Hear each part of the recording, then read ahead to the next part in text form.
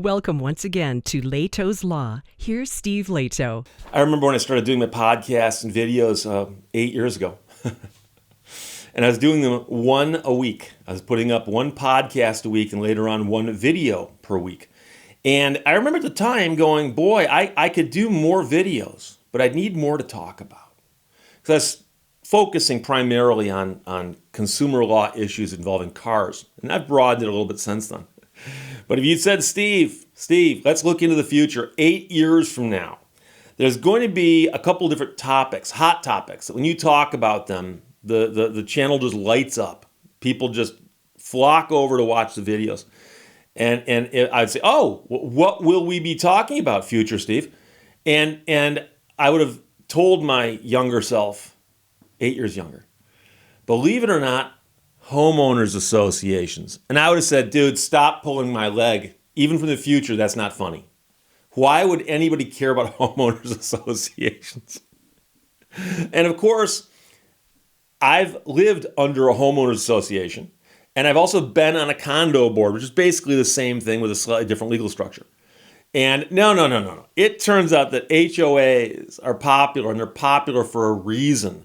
But I had several people send me this story, and the headline basically gives you a real good grasp of why this story will be interesting. According to prosecutors in Florida, HOA board members stole millions from residents. HOA board members stole millions from residents. And again, that's according to prosecutors in the case. The Associated Press ran the story. Miami is the dateline. Several current and former board members of one of Florida's largest homeowners associations have been charged with stealing more than $2 million of residents' money. $2 million.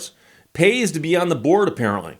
Miami-Dade State Attorney Catherine Fernandez-Rundle announced a mix of theft, fraud, and money laundering charges against current president, board member, former president, and just another member. And one of them is the husband of one of the others, accused of running two companies that were paid at least $1.26 million in HOA funds.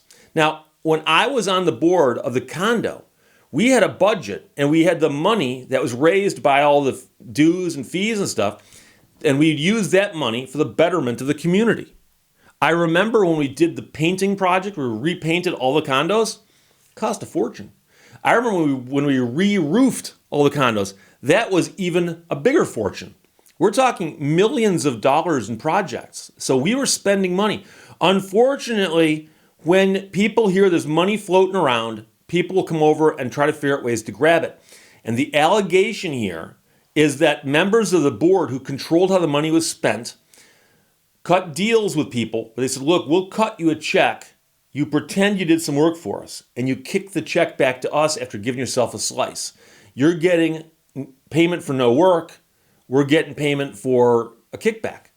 And no one will miss the money because the amount of money in this pot is apparently so big, and they miscalculated.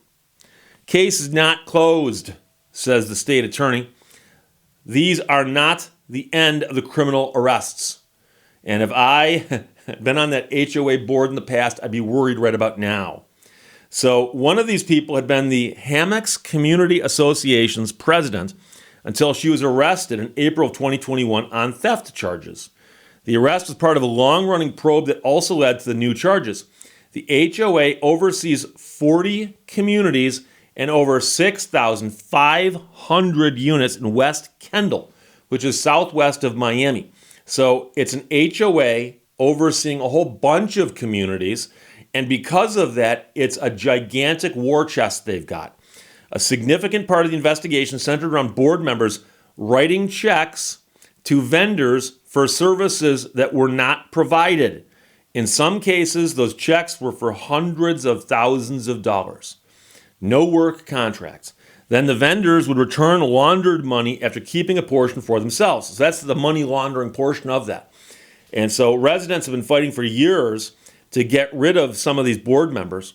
According to the Miami Herald, residents tried to oust the board in a January election when hundreds of voters standing in line were not allowed to vote because someone phoned in a fake threat. I wonder who did that. And also again during a July recall when the board threw out 2/3 of the ballots cast. There are irregularities. What kind? People voted against us. The association had been operating on an annual budget of about $3.7 million until this spring. Then the board adopted a budget of more than $10 million. The new budget means that residents face monthly maintenance and service fee increases of up to 400%. The increase has prompted a lawsuit which is pending. And, I remember the condo association I was in, I believe, had 176 units, 176. And they were buildings that were townhouses, attached townhouses.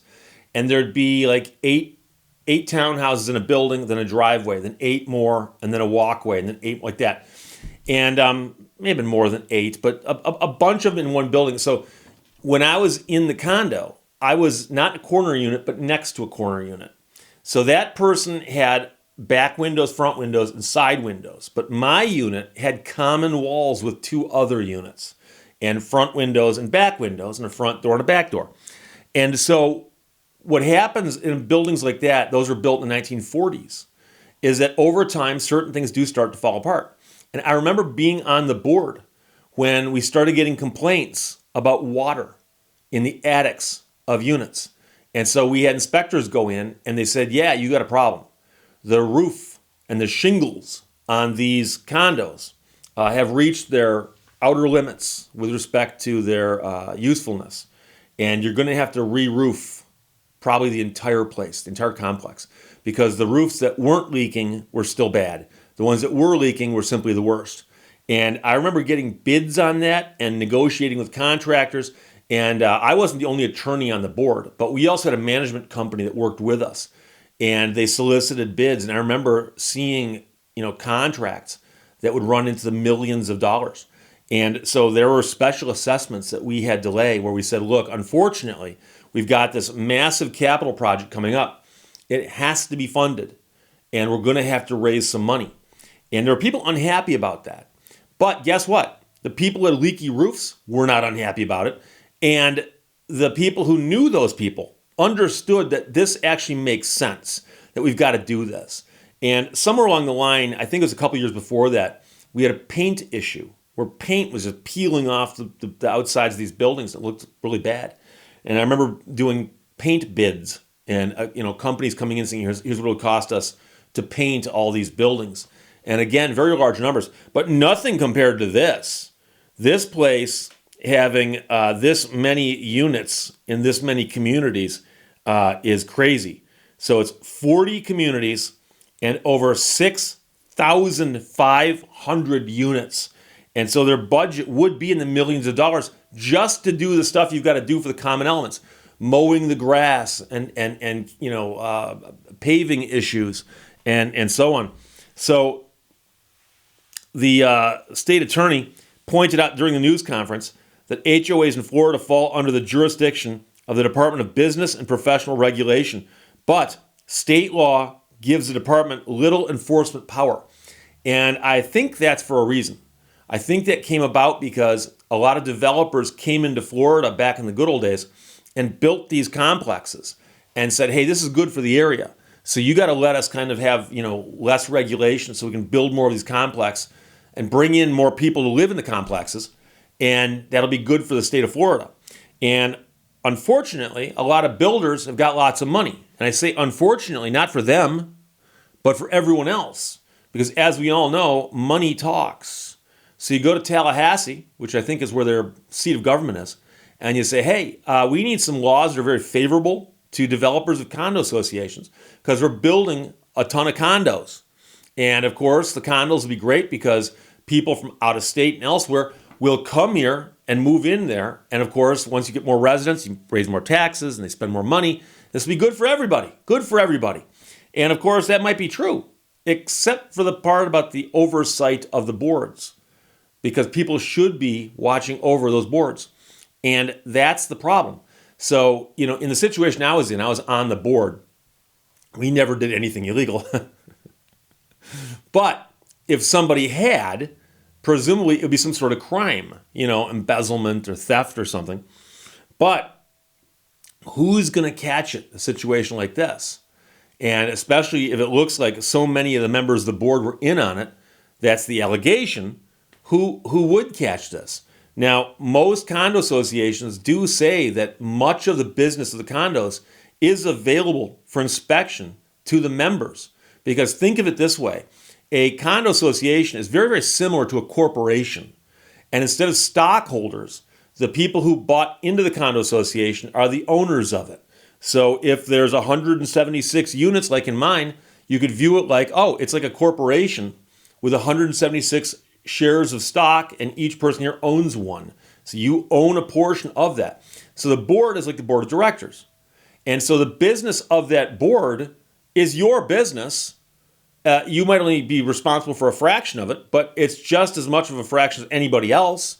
And by the way, I was on the board, but I was also a condo owner. So I am merely one of the people, so a lot of that stuff is available. And I've heard stories of people who said that I live in a condo association and they won't open their books. They will not show us their books. And it depends what state you're in about how difficult that would be to resolve.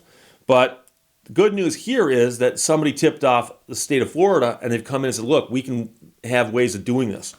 So an attorney listed for one of these cases did not immediately respond to an email seeking comment from the Associated Press. Court and jail records did not immediately list attorneys for her husband or the other board members. So it's several people here, president, board member, former president, and the husband of one of the people I just mentioned. So it's 5 people. And according to the prosecutor, those 5 people stole millions of dollars from the general fund of this HOA. And they did that by writing checks to vendors with the agreement that the vendor would simply take a slice and give the money back. So as you can imagine, if I were to ask you who gets charged next, ain't that hard to figure out, because all you got to do is subpoena the bank and say, show us all the checks that got written during this time period, going back to probably about however far back the statute of limitations goes. And then you contact the vendors who got those checks and say, hey, what was this for? Can you document that work? And the question then is, do you prosecute them, or do you cut a deal with one of them and say, will you testify against these people? And by the way, you'd say if you testify, you're going to have to plead to something lesser and probably surrender some of the money you got. So right now, I suspect that some people running for cover. So got to thank Dano, Kevin, Katie, Sean, Robert, and Mike for sending that. That could be Dano and it could be Kate. And I apologize because those are 2 unusual names I've not read before, and they did not give me a pronunciation guide. Questions or comments, put them below. Otherwise, talk to you later. Bye-bye. Thank you for watching Lehto's Law. I do most of my work sitting down. That's where I shine.